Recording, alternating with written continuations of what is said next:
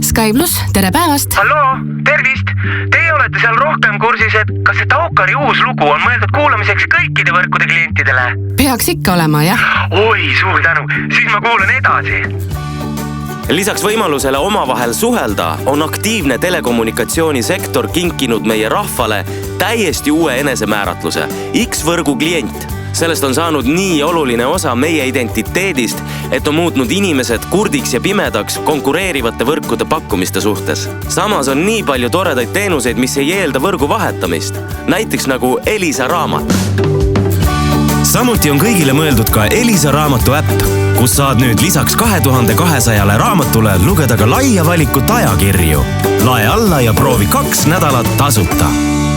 Star FM, tere päevast! Halloo, tervist! Ma tahtsin küsida, kas see ilmateade, mis ma just kuulsin, kas see kehtib ikka kõikide võrkude klientidele? Ja, ikka. Kõikide võrkude klientidele. Oi, suur tänu! Siis on küll hästi.